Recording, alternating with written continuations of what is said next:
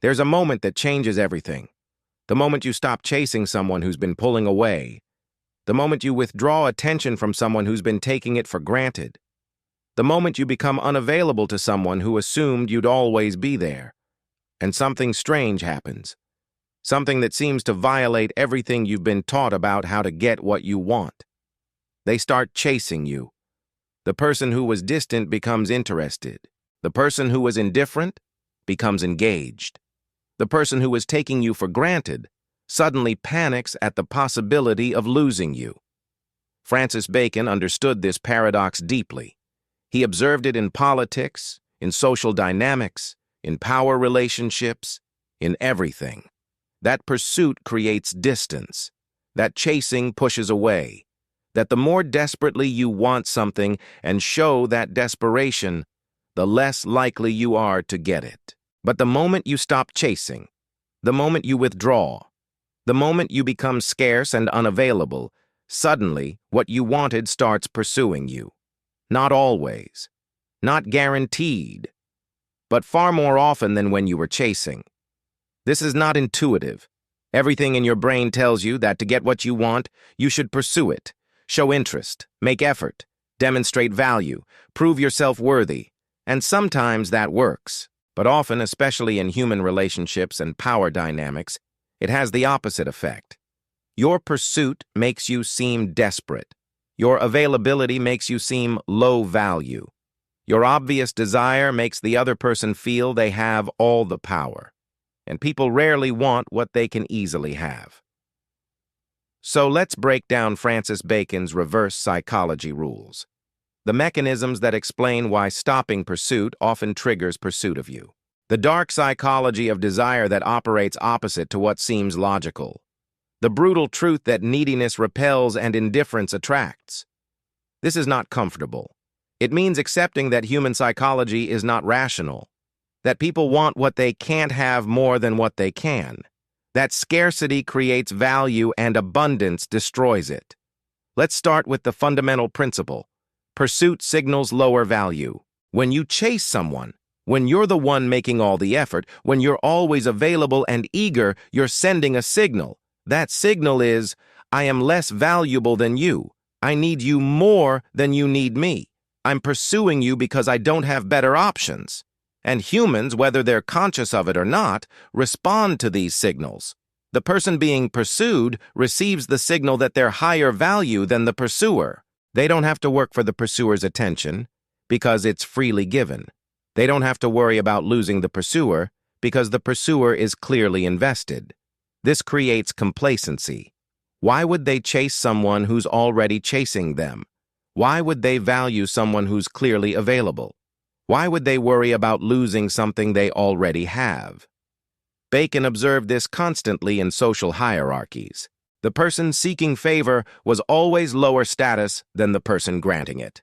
The person asking for position was below the person offering it. The pursuer was beneath the pursued. This wasn't just perception, it was structural reality, and people responded accordingly. Those pursued had power, those pursuing did not. The same dynamic plays out in every domain. In romantic relationships, the person chasing is giving power to the person being chased. In professional networks, the person seeking connection is below the person granting it. In social interactions, the person trying to impress is lower status than the person being impressed. Pursuit creates hierarchy, and the pursuer is always on bottom. Now here's where it flips. The moment you stop pursuing, you disrupt that hierarchy. You're no longer signaling lower value. You're no longer giving them power through your pursuit. You're no longer freely available, and this creates uncertainty. They no longer know where they stand with you. They no longer know if they still have your attention and interest. And humans hate uncertainty in relationships. When someone goes from freely available to absent, the person who took that availability for granted experiences loss. Not necessarily the loss of something they valued highly, but the loss of an option they assumed would always be there. And loss triggers desire in ways that availability never does. They didn't want you when you were chasing them, but now that you've stopped, now that you're no longer available, Suddenly they notice. Suddenly they wonder. Suddenly they want to know why you pulled back. Bacon understood this as basic human psychology. People don't value what they already have. They value what they're losing or what they can't have. Your pursuit made you something they already had. Your withdrawal makes you something they're losing. And the psychology of loss is powerful. It creates anxiety, urgency, desire. It makes people act to prevent the loss in ways they never acted to maintain what they had. Let's talk about the scarcity principle. This is fundamental. Scarcity creates value. Abundance destroys it. When something is rare, when it's hard to get, when it's not freely available, people want it more. When something is common, when it's easy to get, when it's always available, people value it less. This applies to objects. It applies to opportunities. And it applies to people. When you're always available, always pursuing, always giving attention, you're abundant. You're not scarce. You're not rare. Anyone can have your attention by doing nothing. Anyone can have your time by asking.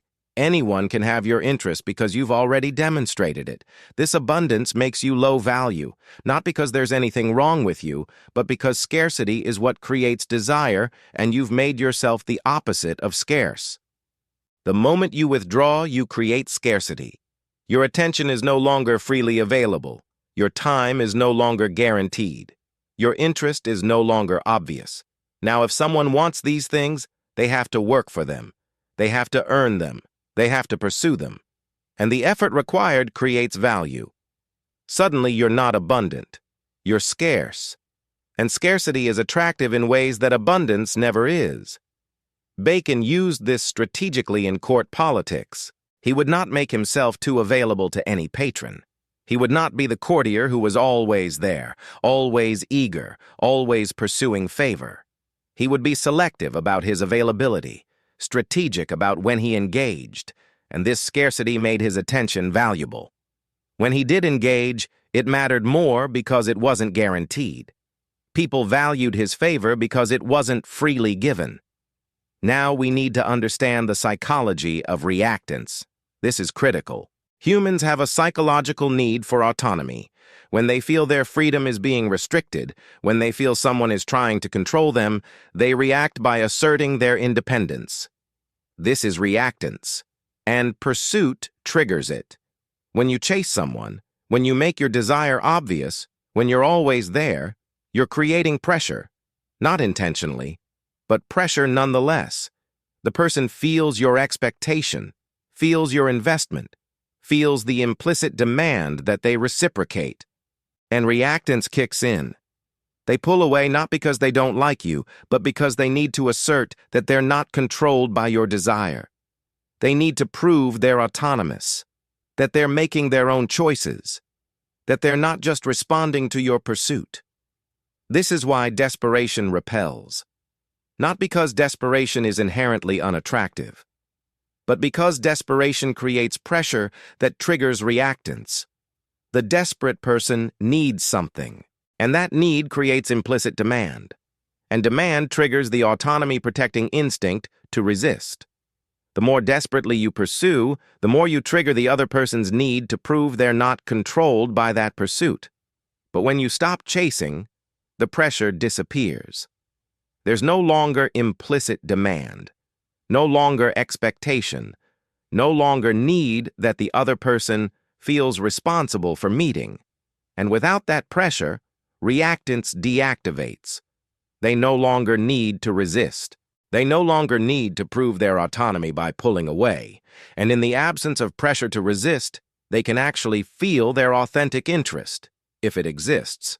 Bacon recognized that the harder you pushed for something, the more resistance you created. That explicit desire created opposition. That obvious pursuit triggered refusal. So he learned to pursue indirectly, to create situations where what he wanted became what others wanted to give, to remove the pressure that triggered resistance. And this indirect approach achieved outcomes that direct pursuit never could. Here's where the psychology gets darker. Most people are driven more by fear of loss than hope of gain. This is loss aversion.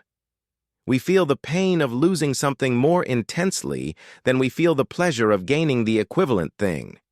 And this means that making someone fear losing you is more powerful than making someone hope to gain you. When you're pursuing someone, you're offering gain. You're presenting yourself as something they could have, and gain is nice, but it doesn't trigger urgent action. It doesn't create anxiety. It doesn't compel behavior, because gain is optional. They can take it or leave it. They can think about it. They can wait. There's no urgency. But when you withdraw, when you stop pursuing, you're triggering loss aversion. Now, it's not about gaining something. It's about losing something they thought they had. Even if they weren't valuing it highly, even if they were taking it for granted, the possibility of loss creates different psychology. Suddenly, there's urgency. Suddenly, there's anxiety. Suddenly, they need to act to prevent the loss. This is why going no contact works, why pulling away creates desire, why withdrawal triggers pursuit. You're not offering them something they might want. You're threatening to take away something they assumed would always be there. And loss aversion makes them react to prevent that loss in ways they never reacted to pursue the gain. Bacon understood this in negotiations. That threatening to withdraw from deals created more movement than offering benefits. That making people fear losing access created more cooperation than promising rewards. That loss was a more powerful motivator than gain. So he would position things as potential losses rather than potential gains, and watch people scramble to prevent what they'd been indifferent to securing. Now let's talk about the mystery factor. When you're always available, always responsive, always predictable, there's no mystery. People know exactly where they stand with you. They know what to expect. They know how you'll respond. And mystery creates interest in ways that predictability never does. The unknown is intriguing. The certain is boring. When you stop chasing, you create mystery. You become unpredictable. They don't know why you pulled back. They don't know what you're thinking. They don't know if you're interested or not. They don't know if you've moved on or if you're just busy. And this uncertainty creates mental engagement. They start thinking about you more, not less. Wondering about you, trying to figure you out, creating narratives about why you changed. This mental engagement is powerful, because when someone is thinking about you, when you've become an unresolved question in their mind, you're occupying attention in ways you never did when you were always available and predictable. The mystery makes you interesting. The uncertainty makes you engaging. The unpredictability makes you worth pursuing. Bacon maintained mystique by not explaining himself constantly, by being somewhat unpredictable in his responses, by not always being available or immediately responsive. This created the sense that he was complex, that there were depths to him that weren't immediately visible, that understanding him required effort, and that effort investment created value perception that complete transparency never would have. Here's something critical that most people miss. When you chase someone, you're making them the prize. You're the one pursuing. They're the thing being pursued. This frames them as valuable, and you as the one who needs to prove your value to them. The entire dynamic is structured wrong from the beginning. You're playing from beneath, trying to win up. But when you stop chasing, you reframe the entire dynamic. You're no longer positioning them as the prize. You're positioning yourself as someone with options, with standards, with the ability to walk away. Now, if they want your attention, your time, your interest, they need to demonstrate their value. The frame has flipped. You're no longer chasing. You're evaluating. And the person who evaluates has more power than the person being evaluated. This frame shift is subtle, but massive. It changes how both of you perceive the relationship. You're no longer the supplicant hoping for favor. You're the person with something valuable that they might want access to. And this shift in perception changes behavior. You act differently when you're not desperate. They respond differently when they're not sure they have you. Bacon was masterful at maintaining the frame where others pursued him rather than him pursuing others. He would position his skills, his knowledge, his connections as valuable resources that others wanted access to. And once that frame was established, once he was the person others pursued for what he could offer, he had power in those relationships that direct pursuit would never have given him. Now we need to discuss the validation withdrawal effect. When you're chasing someone, you're providing them with constant validation. Your attention validates their attractiveness. Your pursuit validates their desirability. Your interest validates their value. And this validation feels good, but it also makes them complacent. They're getting validation without effort. Why would they work for more? When you stop chasing, the validation stops. And this creates a void. People who were receiving regular validation from you suddenly aren't. And they feel that absence. Not necessarily consciously, but they notice something has changed. The validation they were getting is gone. And many people will start pursuing to get that validation back. This is especially powerful if you were a significant source of validation for them. If your attention, your admiration, your pursuit was something they relied on to feel good about themselves, removing it creates discomfort. And that discomfort motivates them to act to restore the validation, to pursue you, to re-engage you, to get back what they lost. Bacon understood that attention is currency, that giving someone your attention is providing them with something valuable, and that making that attention conditional rather than freely given increases its value. When people had to earn his attention, when it wasn't guaranteed, it meant more to them. And they would work to maintain it in ways they never did when it was freely provided. Let's examine the competition principle. When you're chasing someone, you've removed yourself from the competitive market. You've made it clear that you want them, that they're your choice, that you're not considering other options. This removes any competitive pressure. They don't have to worry about losing you to someone else because you've made it clear they're what you want. But when you stop chasing, you re-enter the competitive market. Now they don't know if you're pursuing other options. They don't know if other people are pursuing you. They don't know if you're available or if someone else has captured your attention. And this creates competitive anxiety, the fear that someone else might get what they were taking for granted. Humans are competitive by nature. We want what others want. We value what others value. We pursue what we might lose to competition. When you were chasing them, there was no competition. But when you stop, when you become available to others, when you might be pursued by others, suddenly they're in competition. And competition creates desire and urgency that security never does. Bacon would sometimes mention other opportunities, other relationships, other options, without making a big deal of it. Just enough to signal that he wasn't exclusively focused on any one patron or relationship, that others valued his association, that he had choices. And this created competitive dynamics where people worked harder to secure his loyalty because they knew others wanted it too. Now here's the brutal truth that makes all of this work. You can't fake indifference. You can't pretend to stop caring while actually still desperately wanting. People sense desperation even when you're trying to hide it.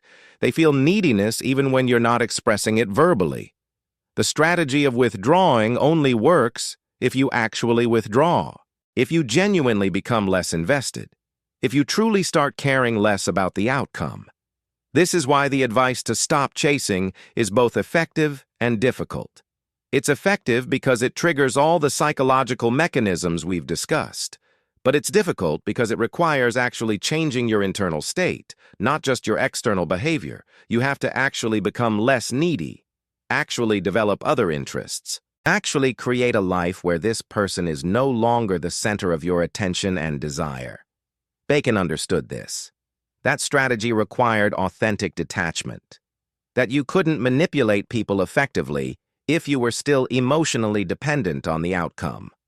So he cultivated genuine options, genuine interests, genuine sources of value outside any single relationship. This made his withdrawals authentic, made his scarcity real rather than performed. And that authenticity is what made the strategy work. The cultivation of genuine indifference requires building alternatives. You can't stop caring about something unless you have other things to care about. You can't become less invested in someone unless you invest in something else. You can't create authentic scarcity unless you're actually busy with other valuable pursuits. The strategy isn't just behavioral, it's structural. You have to actually build a life where no single person or opportunity is critical to your well-being. This is why people who are genuinely abundant in options are attractive. It's not that they're playing games, it's that they're actually not desperate. They actually have alternatives. They actually can walk away. And people sense that authentic security. It's attractive in ways that performed security never is, because it's real. Here's where the strategy can fail. If you withdraw, but do it obviously to manipulate, if your withdrawal is clearly a tactic designed to make them chase, people see through it. And once they see through it, it backfires. They feel manipulated. They feel like you're playing games, and that creates resentment rather than desire.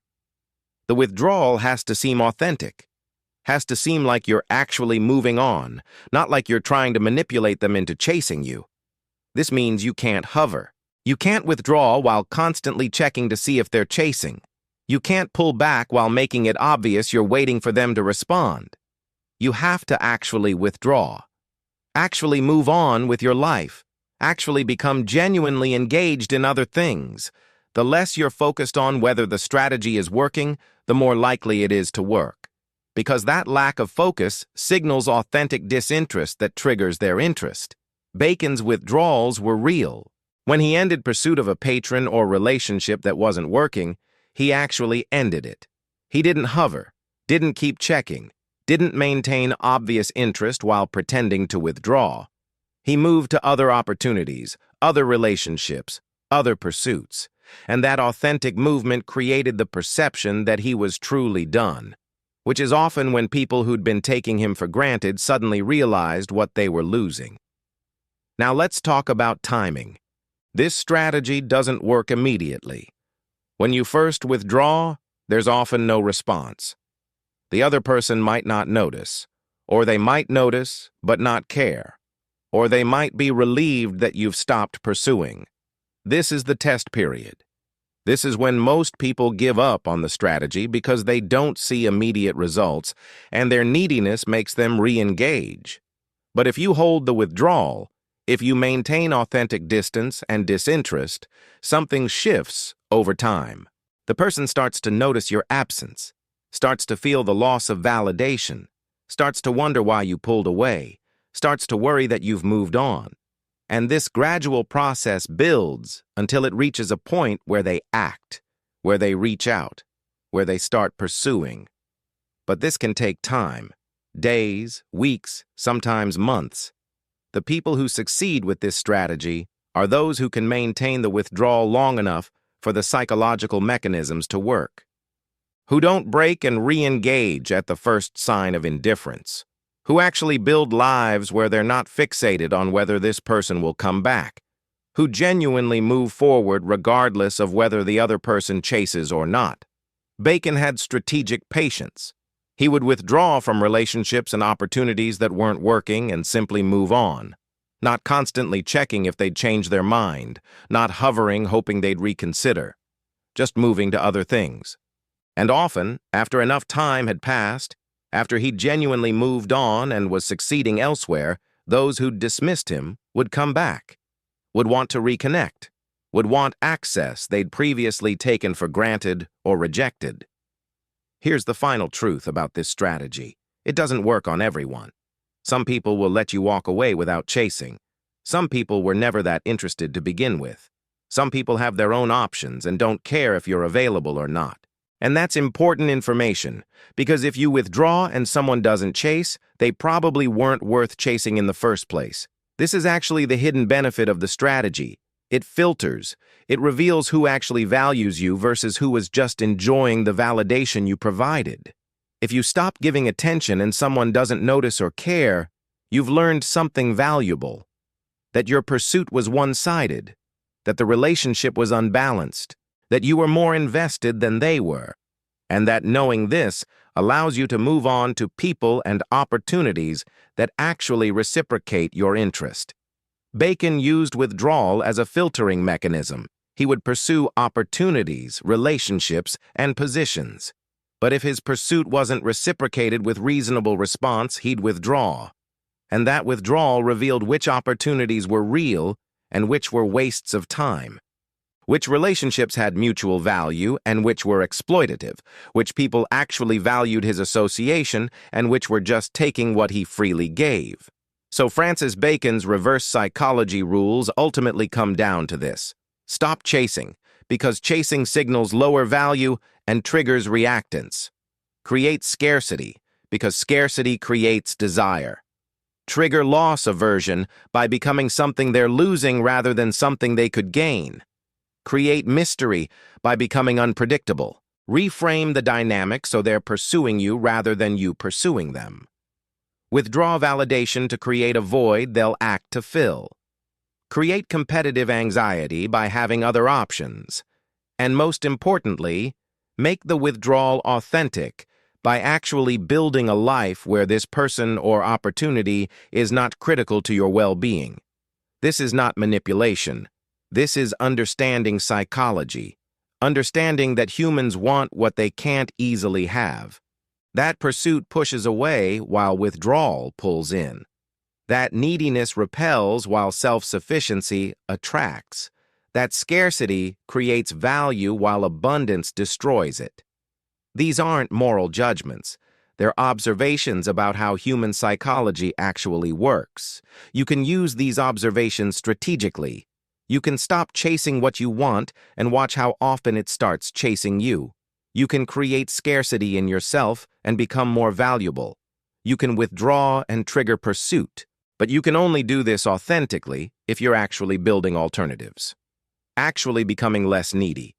Actually creating a life where no single person or outcome is critical.